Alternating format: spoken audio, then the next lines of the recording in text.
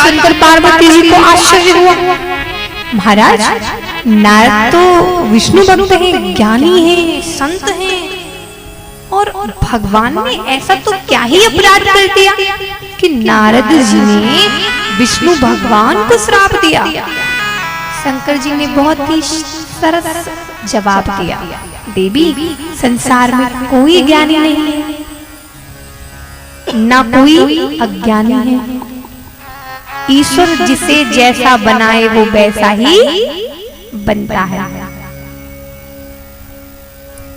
अब आप सोचें कि एक लुटेरा, बालिया लुटेरा कब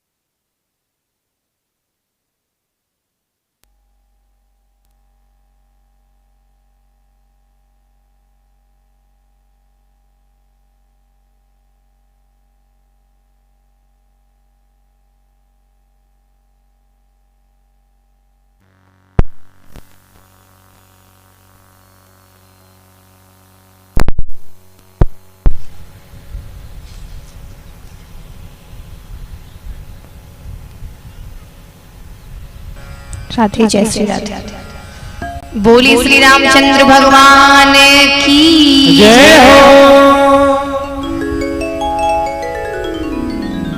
आप जरा सोचें, एक बालिया लुटेरा कब वाल्मीकि जी बन जाए, और एक ऐसे ऋषि विश्वामित्र जिन्होंने 60,000 वर्ष तप किया, और वो 60,000 वर्ष करने के बाद 60,000 वर्ष तप करने के बाद बस उन्हें छम छम छम छम आवाज सुनाई दी पायल की, और मेनका के पीछे पीछे चल पड़े उस इतने वर्षों के तप को भूल कर।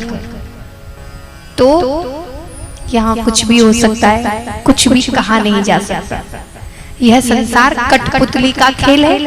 अगर आपको ये लगता है कि मैंने ये किया है या हम ये कर रहे हैं, हम कुछ भी नहीं कर रहे, वो कौन है पता है?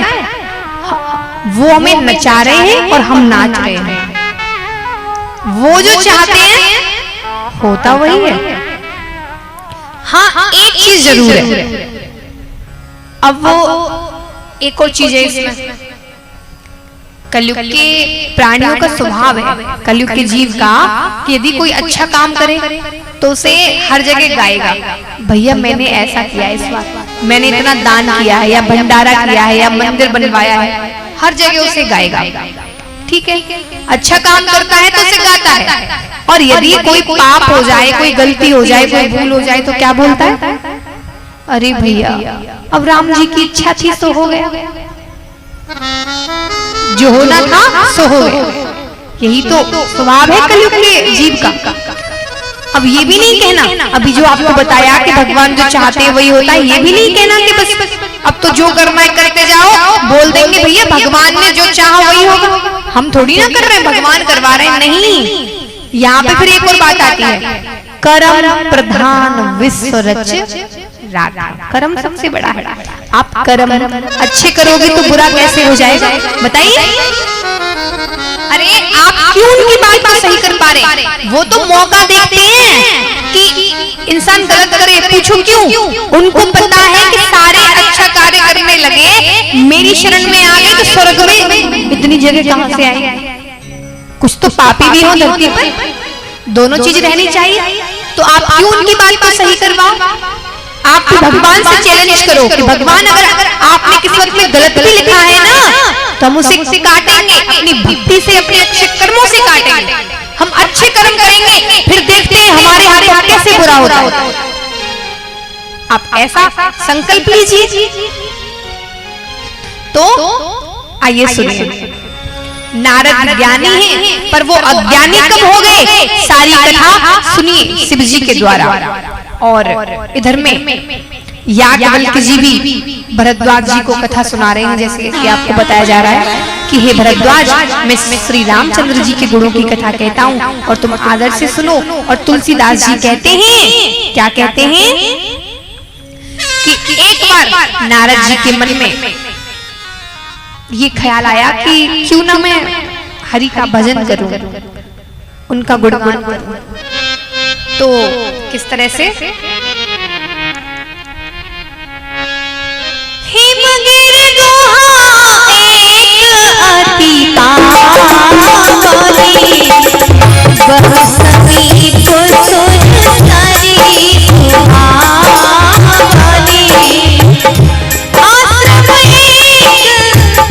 आश्रम परम पुनीत सुहावा,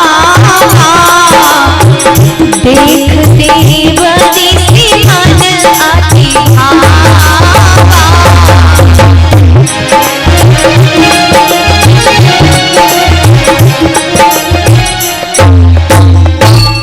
हिमालय पर्वत में एक बड़ी ही सुंदर गुफा है और उसके समीप गंगा मैया बह रही है।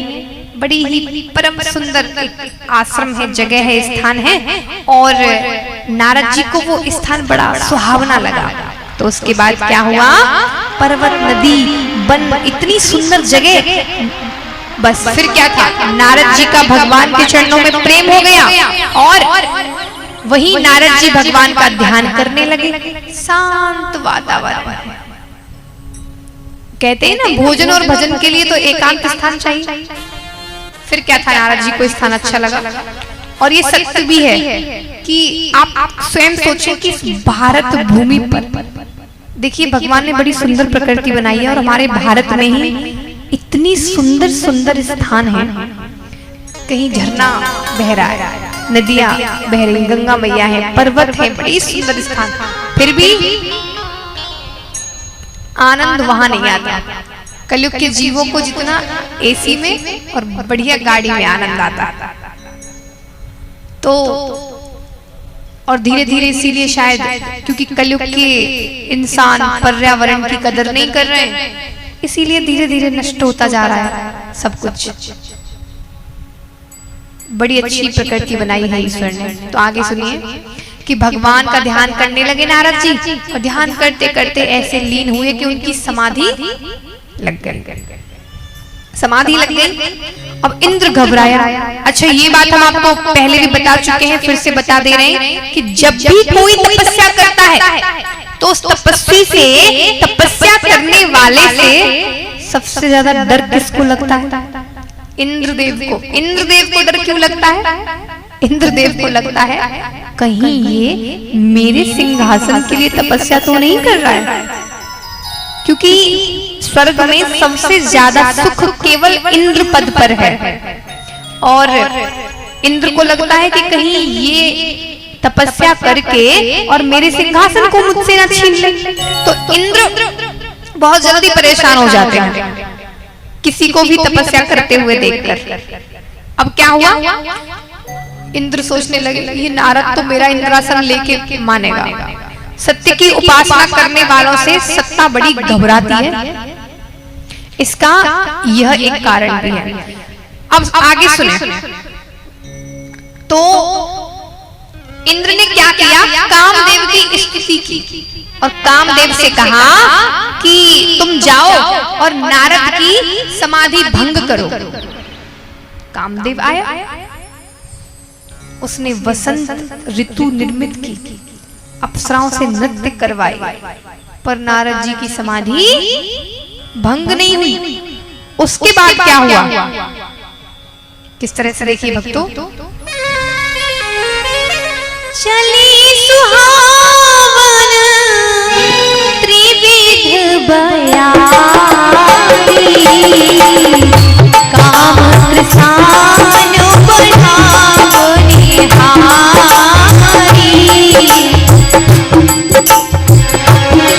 भातिक सुर नार नबीना, सकल असमस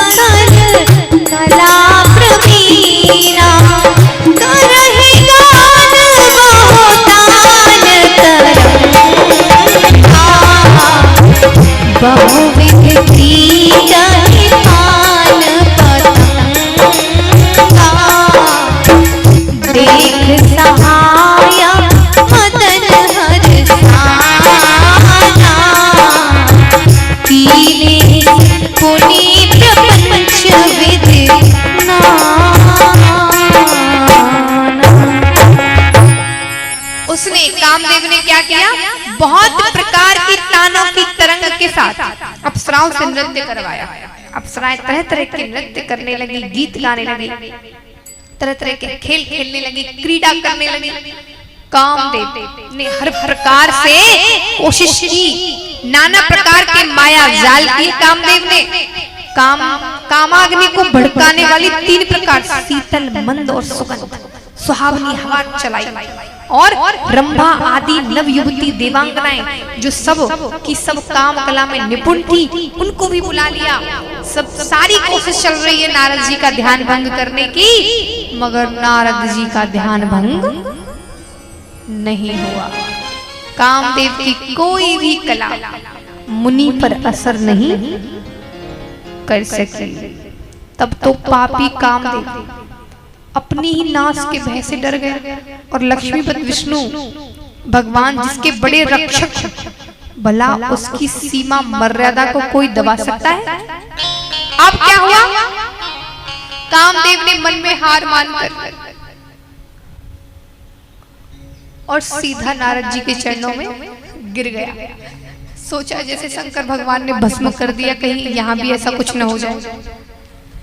तो नारद जी के चरणों में गिर गया और कहने लगा, धन्य है, धन्य है, धन्य है महापुरुष आप। नारद जी आपने तो कमाल ही कर दिया। नारद जी की आंख खुल गई, कामदेव प्रशंसा किए जा रहा है। नारद जी की इतनी प्रशंसा की, इतनी प्रशंसा की, नारद ने कामदेव को प्रिय वचन कहे, तुम किस लिए आए? अरे नारद जी, शंकर भगवान तक का मन डोल गया मेरे कारण, मगर आप, अरे आप तो उनसे भी ज्यादा बड़े तपस्वी निकले। आपका तो ध्यान ही भंग नहीं हुआ, मन ही नहीं डोला, इतने बड़े तपस्वी हैं आप, मैंने पूरी कोशिश कर ली। अच्छा हाँ। नारद बोले, तुम चले जाओ यहाँ से, तुम्हें तो शंकर ने भस्म किया था, लेकिन मैंने तो तुम्हें जीत लिया, मुझे क्रोध भी नहीं आया। नारद जी को मन ही मन लगा, मैं शंकर भगवान से आगे निकल गया, क्योंकि कामदेव का मुझ पे इतना भी बस नहीं चला, मैंने कामदेव को जीत लिया और मुझे तो क्रोध भी नहीं आया। इस तरह नारद जी को अब थोड़ा सा अहंकार हो गया। अब यहीं से बात बिगड़ जाती है, यहीं से बुद्धि बिगड़ जाती है। इतने वर्षों की साधना के बाद नारद जी ने क्या पाया? अहंकार। अब सोचिए, काम को जीता या काम को हराया? नारद जी ने काम को जीता, इसमें ठीक है, मान लिया, मगर जहां जाएं अब तो वहीं अपनी प्रशंसा शुरू कर दे। अब तो नारद जी में अभिमान के बीज अंकुरित होने लगे और इस गर्व का अंकुर उत्तरोत्तर बढ़ता गया। जहां तहां बड़ी बड़ी सभाएं होने लगी, नारद जी वहीं अपनी प्रशंसा करने लग जाए। इंद्र लोक में गए, इंद्र ने बड़ा सम्मान किया नारद जी को और अहंकार हुआ कि अब तो मेरा जगह जगह सम्मान हो रहा है, सबको पता चल गया कि मैंने कामदेव को जीत लिया है। नारद जी के मन में विचार हुआ कि मैं शिव जी से आगे निकल गया, इसकी जानकारी लोगों को तो है पर शिव जी को नहीं है, अभी उनको भी जाकर बताते हैं। नारद जी स्वयं निकले और उसके बाद क्या हुआ? शंकर भगवान के पास पहुंचे। शंकर भगवान ने नारद जी का सत्कार किया, आइए नारद जी, बिठाया, उनकी पूजा की। संत हैं और संतों को तो भगवान भी पूछते हैं। बहुत दिनों बाद आए, बड़े दिनों बाद कृपा करी। नारद जी बोले, अरे भगवान, समय ही कहा था, क्यों? अरे मैं तो हिमालय की तलहटी में बैठा था, मेरी तो प्रभु आप भगवान का ध्यान करते करते समाधि लग गई थी, खुद ही बताने लगे। आपने देखा होगा, किसी को अपनी कोई बात बतानी हो, अपनी किसी चीज की तारीफ करनी हो, तो वो किसी न किसी बहाने से तारीफ कर ही देता है, टॉपिक ला ही देता है उसी जगह पर। तो नारद जी बोले कि मेरी तो समाधि लग गई थी। और समाधि क्या लगी प्रभु, मैं आपको क्या बताऊं। कामदेव आया, पर ताकत है कि कामदेव मुझ पर कोई असर कर सके? कामदेव मुझ पर कोई असर नहीं कर सका। उसने आपकी समाधि भंग की थी, है ना, पर मुझे कुछ नहीं कर सका। शिव जी समझ गए, नारद जी को थोड़ा सा अभिमान हो गया है। उन्होंने कहा, महाराज आप तो ब्रह्मचारी हैं, महापुरुष हैं, आपका कामदेव क्या कर सकता है, पर एक विनती करूं। नारद जी से कह रहे हैं शंकर भगवान कि एक विनती करूं आपसे। क्या?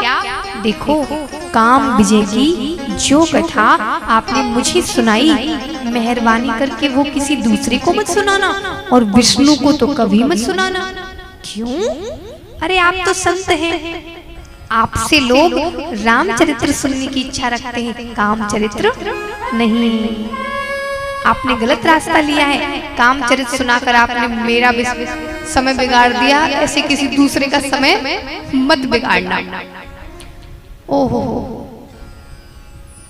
आपकी कोई प्रशंसा करे कोई परेशानी नहीं, मगर आप स्वयं अपनी प्रशंसा मत करना। ऐसे बहुत से व्यक्ति होते हैं, स्वयं अपनी तारीफ किए जाते हैं, अपनी तारीफ किए जाते हैं, मैं ऐसा हूं, मैं वैसा हूं, मैं अच्छा लग रहा हूं, मैं ये कर सकता हूं, मैं वो कर सकता हूं। क्या है ये? किस लिए तारीफ करनी? ऐसे कर्म करिए कि भगवान आपको अच्छा करें। बस अच्छा नहीं लगता अपने मुख से स्वयं अपनी बड़ाई करना, अपनी तारीफ करना। आप खुद ऐसे बनिए कि दुनिया आपकी तारीफ करे। दुनिया नहीं भी करे, क्योंकि दुनिया कभी किसी को हमेशा के लिए अच्छा नहीं कहती। बस भगवान की नजर में आप अच्छे होने चाहिए। तो भगवान शंकर जी ने जो नारद जी को सलाह दी, वो नारद जी को पसंद नहीं आई। और देखिए किस तरह से शंकर भगवान ने कहा, बार बार बिनवाओ मुनि तो ही, जिम यह कथा सुनायो मोहि। तिम जनि हरहि सुनावहु कबहु, चले हो प्रसंग दुराए तब। मैं तो तुमसे बस यही विनती करता हूँ नारद जी कि जैसे तुमने ये कथा मुझे सुनाई है, इस कथा को किसी और को मत सुनाना, और हरि जी को तो बिल्कुल भी मत सुनाना। उसके बाद क्या हुआ? शिव जी ने तो अच्छी बात कही, मगर नारद जी को ये बात अच्छी नहीं लगी। अब आगे सुने क्या होगा। नारद जी जानबूझकर, शंकर भगवान ने मना किया है कि विष्णु भगवान को मत बताना, लेकिन नारद जी जानबूझकर पहुंच गए विष्णु भगवान के पास। विष्णु भगवान से जाके बोले, नारायण नारायण। विष्णु भगवान ने आदर सत्कार किया, आइए बैठे। बस फिर क्या था, नारद जी ने वहां भी अपनी तारीफ कर दी शुरू, तारीफ शुरू कर दी। उसके बाद क्या हुआ? उसके बाद विष्णु भगवान समझ गए कि नारद जी को शायद घमंड अभिमान हो गया है। विष्णु भगवान मन में हंसे, कमाल है, मेरे स्मरण से काम को जीत सके, फिर भी मेरे ही आगे अपनी तारीफ कर रहे हैं, बड़कपन दिखा रहे हैं। तो विष्णु भगवान ने जवाब दिया कि महाराज आप तो संत हैं, आपका स्मरण अगर कोई आदमी करे, आपका स्मरण भी यदि कोई मनुष्य करे, तो उसका काम कुछ भी नहीं बिगाड़ पाएगा। तो आप तो संत हैं, आपने तो भगवान का स्मरण किया है। तो नारद ने कहा, भगवान ये तो आपकी कृपा है, मैं तो निमित्त मात्र। अब आपने एक चीज देखी होगी, जब हमारी कोई तारीफ करता है तो हम क्या बोलते हैं? अरे नहीं नहीं, ये ऐसा कुछ नहीं है, नहीं आप तो ऐसे ही बोल रहे हैं, ऐसी तो कोई बात नहीं है। ऐसे बोलते हैं ना, ऊपर ऊपर से बोलते हैं, अंदर अंदर खुश हो रहे होते हैं, हाँ तारीफ हो रही है। ऊपर से बोलते हैं नहीं नहीं, ये सब तो आपने सिखाया है, आपने ही किया है, जो भी है। तो अब क्या हुआ? नारद जी ने विष्णु भगवान से विदा ली। तो भगवान ने सोचा कि नारद जी को अवमान हो गया कि नारद जी ने कामदेव को जीत लिया है। इस बात का अवमान कि शंकर भगवान तक का मन कामदेव ने चला दिया, मगर मैंने कामदेव को जीत लिया है, तो नारद जी को अवमान हो गया। तो क्यों ना नारद जी की परीक्षा ली जाए।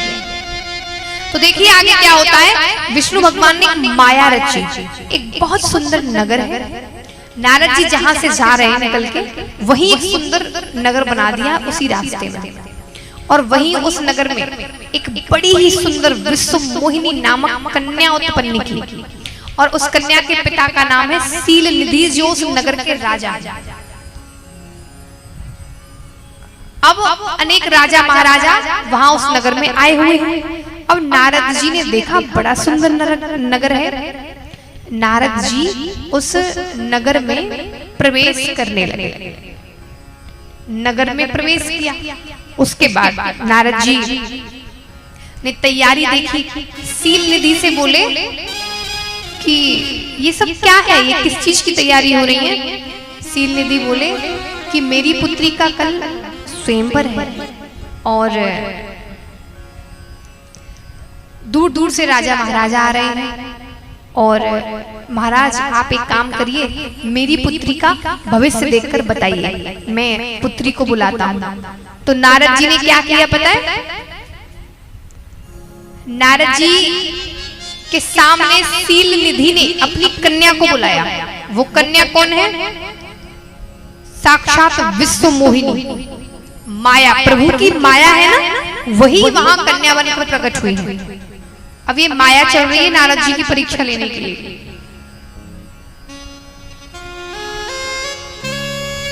उसके बाद क्या हुआ?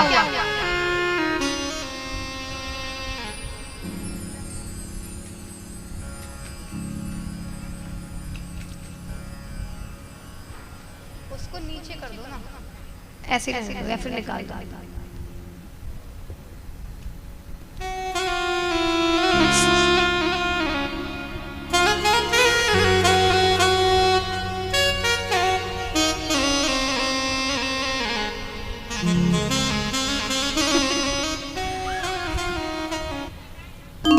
बोली श्री रामचंद्र भगवान की।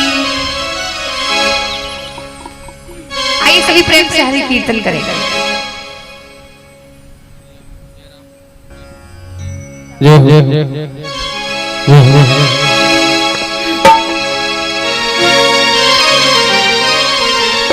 बोले रामचंद्र भगवान की जय हो। राम नाम सुखदाई, भजन कर भाई, ये जीवन दो दिन का। सभी को मेरे साथ गाना है, ताली बजाना। राम नाम सुखदाई, भजन कर भाई, ये जीवन दो दिन का। राम नाम सुखदाई, भजन कर भाई, ये जीवन दो दिन का। राम नाम सुखदाई, भजन कर भाई, ये जीवन दो दिन का। राम नाम सुखदाई, भजन कर भाई, ये जीवन दो दिन का।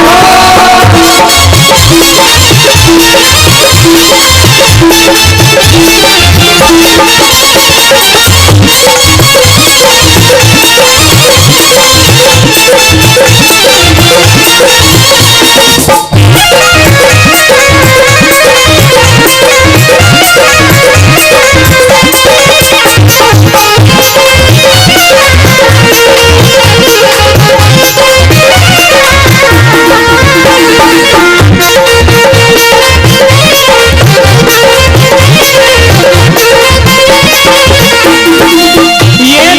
है जंगल की लकड़ी, ये तन है जंगल की लकड़ी, ये तन है जंगल की लकड़ी, ये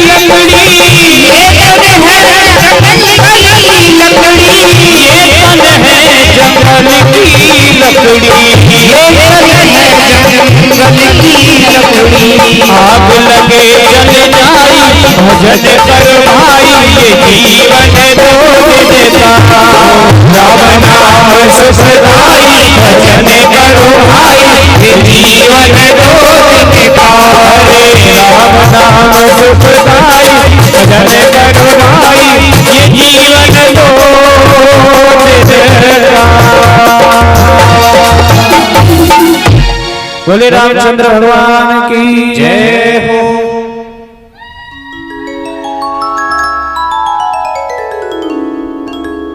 बोले श्री रामचंद्र भगवान की।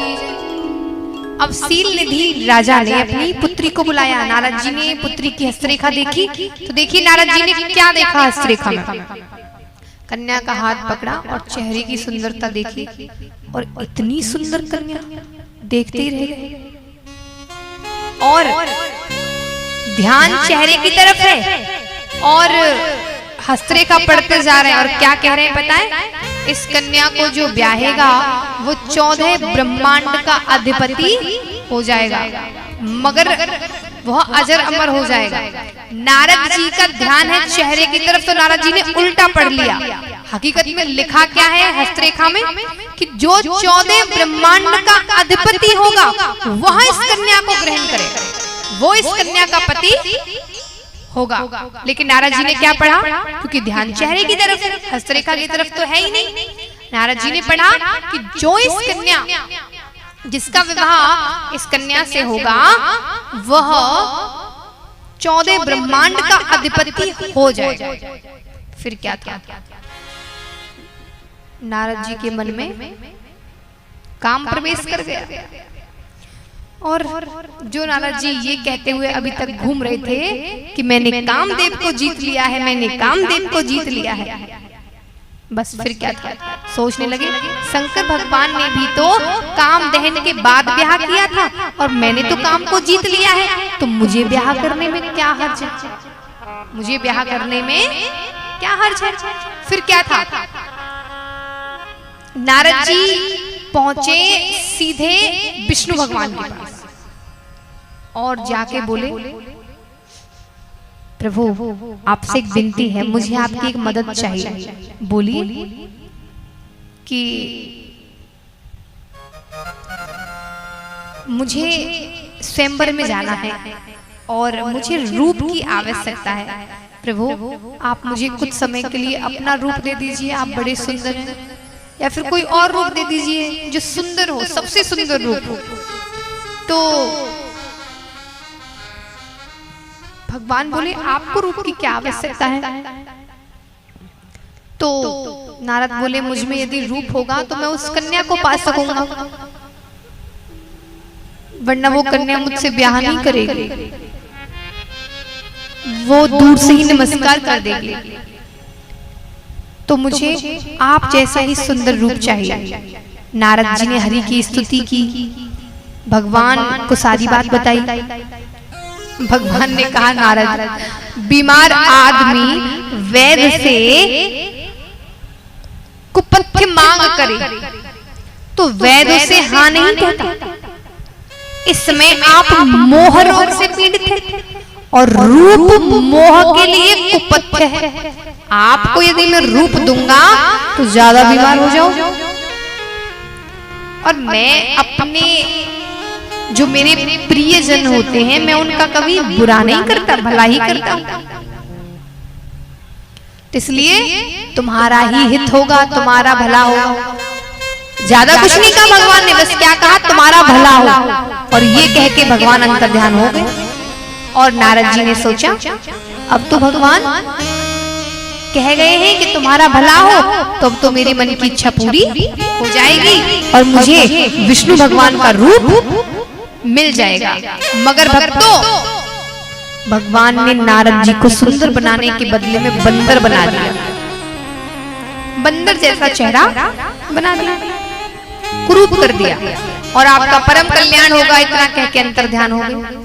सवेरा हुआ, स्वयंवर शुरू हुआ। स्वयंवर में सभी राजा महाराजा आए हैं। उसी नगर में सील निधि की कन्या का स्वयंवर है। नारद जी भी पहुंच गए। नारद जी को देख देख के सभी हंस रहे हैं। अब नारद जी को तो नहीं पता कि मेरा मुख कैसा है। अब आगे क्या हुआ पता है? शंकर भगवान के दो गण ब्राह्मण रूप में वहां घूम रहे थे, वो सारी बात जानते थे। वो नारद जी की बार बार हंसी मजाक उड़ा रहे। नारद जी समझ नहीं पाए कि बार बार मुझे देखकर क्यों हंस जाते हैं। अब आखिर में घंटनाद हुआ, कन्या हाथ में वरमाला लेकर आई। नारद जी को माला पहनाने की बात तो छोड़िए, जिस लाइन में नारद जी बैठे थे उस लाइन की तरफ तो उस कन्या ने देखा भी। और फिर क्या हुआ, वही स्वयंवर में कौन आए हुए हैं? भगवान विष्णु एक बड़ी ही सुंदर राजकुमार का रूप लेकर आए हुए हैं। और विश्व मोहिनी ने जाकर के राजकुमार का रूप लेकर बैठे हुए भगवान विष्णु के गले में जयमाला पहना दी। और उसी वक्त विष्णु विश्व मोहिनी का हाथ पकड़कर बाहर निकल गए। अब माया किसकी है? कृष्ण की, तो कृष्ण को ही बरी। अब क्या हुआ, नारद जी को बड़ा क्रोध आया। ऐसा कैसे हो सकता है? नारद जी के मन में अहंकार। अब शिवगण ने संतों की निंदा की। शिवगण नारद जी पर हंसने लगे। नारद जी से सहा नहीं गया, उदास हो गए। नारद जी बोले, क्यों हंसते हो? और तुम्हें बहुत हंसी आ रही है, जाओ मैं तुम्हें श्राप देता हूं, तुम दोनों राक्षस बन जाओ। शिवगण बोले, हमें श्राप तो दे दिया, मगर आप अपना चेहरा तो देख लीजिए एक बार। नारद जी ने जाकर के जैसे ही गांव के बाहर एक जलाशय में अपना चेहरा देखा, बंदर की आकृति देखकर नारद व्याकुल हो गए। लेकिन दूसरी बार दोबारा देखा तो पहले जैसे थे वैसा ही रूप हो गया। जैसे नारद जी थे वैसा ही रूप हो गया। नारद जी को क्रोध आया, विष्णु ने मेरे साथ ऐसा कपट किया, ऐसा छल किया, ये तो बहुत गलत किया। नारद जी को दुख भी हुआ और क्रोध भी आया। इतनी वर्षों की साधना के बाद नारद जी ने क्या पाया? दुर्गुण, काम, क्रोध और लोभ, तीन चीजें पाई इतनी बड़ी साधना के बाद। कहते हैं मैंने काम को जीत लिया कहने वाले नारद विश्व मोहिनी को ब्याहने के लिए कितने उत्सुक हो गए। सोन में काम उत्पन्न हुआ। नारद जी में लोभ दिखाई नहीं देता, मगर उन्होंने ये सोच लिया कि मैं विश्व मोहिनी को ब्याहने के बाद 14 भुवन का अधिपति बन जाऊंगा। ये लोभ का प्रतीक हो गया। अब बचा क्या? क्रोध, वो भी आ गया विष्णु जी पर, वो भी आ गया कि विष्णु ने मेरे साथ ऐसा किया। अब क्या था? ये तीनों चीज मिल जाए, आपको पता है फिर क्या होगा। अब तो नारद जी ने सोच लिया विष्णु मिल जाए तो या तो विष्णु या मैं। बस भगवान ने ऐसी लीला की कि विष्णु भगवान रास्ते में मिल गए। और नारद जी से बोले, अरे नारद जी कहाँ जा रहे हो? आइए रथ में बैठिए, आपको छोड़ देते हैं जहाँ पे जा रहे हो। नारद जी ने विष्णु जी को देखा और साथ में विश्व मोहिनी। एक दिन क्रोध में आए नारद और विष्णु जी के घोड़े की लगाम पकड़ भयानक गालियां देने लगे विष्णु भगवान। विष्णु भगवान मन ही मन हंसते रहे। लक्ष्मी जी से गालियां सहन नहीं हुई। भगवान अब तो हद हो रही है, मैं सुन नहीं सकती, आप कुछ कीजिए। भगवान ने कहा तुम चुप रहो, इनके मुख से मैंने बहुत प्रार्थना सुनी है, आज गालियां सुनने दो, भले ये भी हो जाए। अब दूसरे अर्थ में तो ये कह सकते हैं कि प्रार्थना सुनने का आदि समाज गालियां भी देगा। समाज में जो स्तुति करने वाला वर्ग होता है तो निंदा करने वाले लोग भी तो होते हैं। तो तारीफ ही सुनने को नहीं मिलती हमेशा, कभी कभी निंदा सुनने को भी मिलती है। तो तारीफ सुनने की आदत है आपको, प्रशंसा सुनने की आदत है, अच्छा सुनने की आदत है, तो बुरा सुनने की भी आदत डालिए। आपको ऐसे लोग भी मिलेंगे जो आपको कभी कभी बुरा भला भी कहेंगे, आपका अपमान भी करेंगे, आप में बुराइयां ही देखेंगे। तो आप निश्चिंत होकर उनको जो करना है, जो कहना है करने दीजिए, कहने दीजिए। आपको कोई फर्क नहीं पड़ना चाहिए ऐसे लोगों से। तो आगे सुने। खूब गालियां देने के बाद नारद जी ने 3 श्राप दिए विष्णु भगवान को। अरे जो शरीर धारण कर आपने मुझे ठगा है, वही शरीर आपको धारण करना पड़ेगा। आपको एक बार धरती पर मानव का देह लेना पड़ेगा, मनुष्य योनि में आना पड़ेगा। और आपने मुझे बंदर की आकृति दी थी ना, तो जाइए वही बंदर आपकी मदद करेगा। और विश्व मोहिनी के वियोग में आपने मुझे तड़पाया है ना, तो आपको भी राम अवतार में सीता के वियोग में तड़पना होगा। भगवान विष्णु ने इन तीनों शापों को स्वीकार किया। और जो तो भगवान ने नारद के माया का पर्दा हटाया, क्योंकि माया चल रही थी ना, जैसे ही वो माया लुप्त की, माया हटाई, अब ना तो विष्णु जी, ना लक्ष्मी जी, ना विश्व मोहिनी, न तो रथ, भक्त और भगवान खड़े। भयभीत नारद जी भगवान के चरणों में गिर पड़े। बोले भगवान ये मैंने क्या कर दिया? मैंने आप पर क्रोध किया था। क्रोध तो छोड़ो, मैंने इस मुख से आपको गाली दी, ऐसा तो कभी सोचा भी नहीं मैंने। भगवान ये मुझसे क्या हो गया है प्रभु? ऐसा कुछ करिए जिससे मेरा ये पाप नष्ट हो जाए। भगवान अब मैं क्या करूं?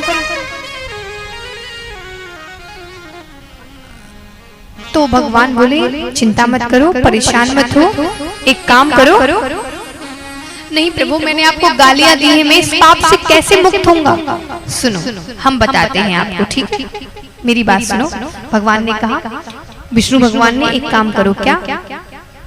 जप हो जाए शंकर सतनामा। जाइए आप केवल शंकर जी के, शिव जी के नाम का 100 बार जाप कीजिए और उससे आपके हृदय की सभी व्यथा दूर हो जाएगा। नारद वैकुंठ जाने को निकले, रास्ते में वही शिवगण मिले। उन्होंने नारद जी से कहा, हम तो गण हैं, हम ब्राह्मण नहीं, आपने हमें श्राप दिया है, आप हम पर कृपा करें। नारद जी ने कहा, अब श्राप तो दे दिया, राक्षस तो आपको बनना पड़ेगा। हाँ, इतना हो सकता है क्या? अब तुम इतनी बलवान राक्षस बनोगे कि तुम्हें मारने के लिए भगवान रघुवंश में अवतार लेंगे और तुम्हारी मृत्यु भगवान के हाथों होगी। तो देखिए, गण चले गए और नारद जी वैकुंठ गए और भगवान शिव का नाम जप किया और पाप से मुक्त हो गए। बोली श्री रामचंद्र भगवान की जय। आइए अब राम अवतार का चौथा कारण आप सुनिए कि हमारी जब सृष्टि की उत्पत्ति हुई, ये 4 युग हैं, सतयुग, त्रेता, द्वापर और कलयुग। सतयुग में शुरुआत होती है सृष्टि की। तो सबसे पहले जो है माता पिता पूरी सृष्टि के, वो हैं महाराज मनु और रानी शत्रुपा, क्योंकि उन्हीं के द्वारा ये सृष्टि आगे बढ़ी। तो मनु महाराज ने कई काल तक राज्य किया। चौथी अवस्था में उन्हें लगा कि घर में बैठा रहूंगा तो विषय में वैराग्य नहीं आएगा, तो पुत्रों को शासन सौंपकर भगवान के दर्शन के लिए निकल पड़े। तो मनु महाराज को गद्दी छोड़ने के लिए किसी ने उपदेश नहीं दिया था, अपने आप ही चले गए थे कि मुझे अब ये सब छोड़ देना चाहिए। ये निर्णय लेते ही उन्होंने पत्नी से बात की, पत्नी भी मान गई, ठीक है। तुरंत ही उत्तानपाद को गद्दी देकर, युवराज पद देकर छोटे वाले पुत्र को मनु संसार छोड़कर निकल गए। अब आप सुने, दशरथ जी की साधना में और महाराज मनु की साधना में इतना फर्क है कि दशरथ जी को सफेद बाल दिखाई देने के बाद विचार आया कि मुझे राम को राजगद्दी दे देनी चाहिए, और यही विचार आने के बाद उन्होंने तुरंत निर्णय नहीं किया। बीच में फिर भी कुछ दिन निकाल दिए और राम राज्य 14 वर्ष तक ढील में पड़ गया। जबकि महाराज मनु ने विचार में तो तुरंत ही निर्णय लेना है, विचार आचार के लिए संकल्प का सेतु बनकर आया और तुरंत ही विचार किया और निर्णय भी कर लिया। अब आगे सुने। महाराज मनु और शत्रुपा नेमसारण्य क्षेत्र में गए। वहां संतों से इन्होंने एक मंत्र